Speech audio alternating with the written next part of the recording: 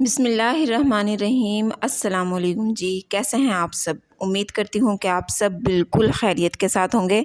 तो आज मैं आप लोगों के साथ बहुत ही मज़ेदार कैरी के शरबत की रेसिपी शेयर कर रही हूँ। बहुत आसान ये रेसिपी है, ना तो हम इसको पकाएंगे, बिल्कुल सिंपल तरीके से ये हम कैरी का शरबत तैयार करेंगे जो गर्मी में बहुत ज़्यादा फ़ायदेमंद होता है। तो रेसिपी को आप एंड तक ज़रूर देखिएगा और अगर आपको वीडियो पसंद आए तो वीडियो को लाइक कीजिएगा और चैनल को भी ज़रूर सब्सक्राइब कीजिएगा।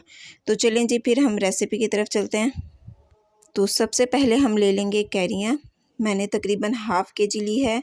इनको मैंने धोकर अच्छी तरह से साफ़ कर लिया है और अब हमने इसका छिलका ऊपर से उतार देना है। कैरी का शरबत बहुत ज़्यादा फ़ायदेमंद होता है क्योंकि ये इनकी तासीर ठंडी होती है कैरियों की। तो गर्मी में आप इसका शरबत ज़रूर इस्तेमाल करें, इससे हमारे जिगर को बहुत ज़्यादा फ़ायदा होता है। तो देखें जी, छिलका मैंने उतार लिया है और अब हमने इसको इस तरह से कटिंग कर लेना है। ये इसका दरमियान का जो हिस्सा है इसको हमने निकाल देना है। छोटे छोटे क्यूब्स की शक्ल में हम इसकी कटिंग कर लेंगे। तो देखें जी, छोटे छोटे क्यूब्स की शक्ल में मैंने इसकी कटिंग कर ली है। अब हम इसमें डाल देंगे पुदीने के थोड़े से पत्ते। नमक डालेंगे हम इसमें, काला नमक मैंने इसमें डाला है तकरीबन हाफ़ टी स्पून। और इसमें डाल देंगे हम चीनी। चीनी आप अपने टेस्ट के हिसाब से डाल लें इसमें। अब हमने इन तमाम चीज़ों को जग में डालकर ब्लेंड कर लेना है।